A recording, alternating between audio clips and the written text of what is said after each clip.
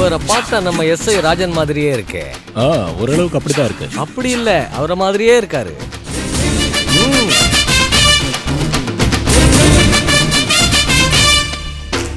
நீ என்னடா மூஞ்சில தொப்பி மாட்டிருக்க?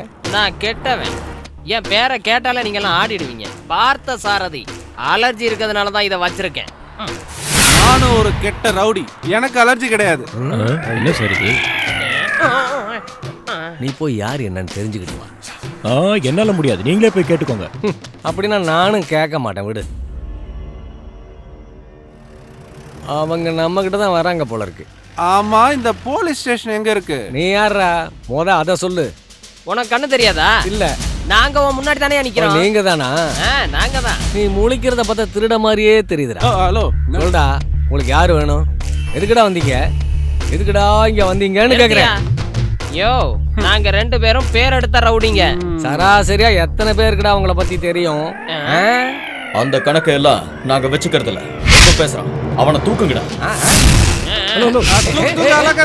மசாஜ் பண்ண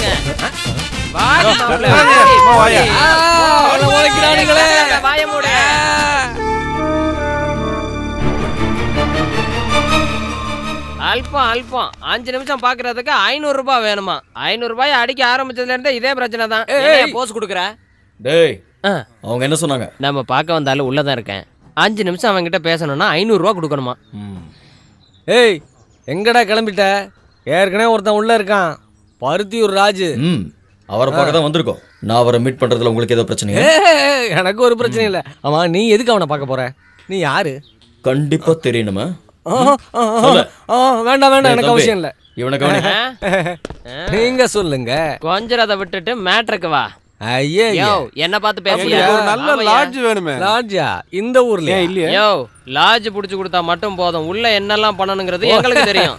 விஷயம் அதானா? ஆமையா, வீடு வேணும்னா நான் வீடுனா கூட எனக்கு ஓகே தான்.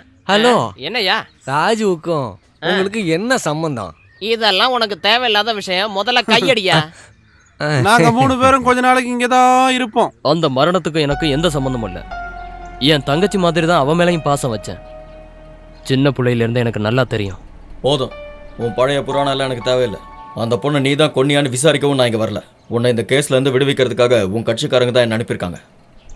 ஆமா, நீங்க யாரு? உன்னை காப்பாத்துறதுக்காக உன் கட்சிக்காரங்க தேவையான பணத்தை கொடுத்துருக்காங்க. அது மட்டும் தெரிஞ்சா போதும். உன்னை என்ன கோர்ட்டு கூட்டு போறாங்க? கோர்ட்ல இருந்து இப்பதான் வந்தோம். போலீஸ் விசாரணைக்காக கொஞ்ச நாள் என்ன லாக்அப்ல வச்சிருக்காங்க.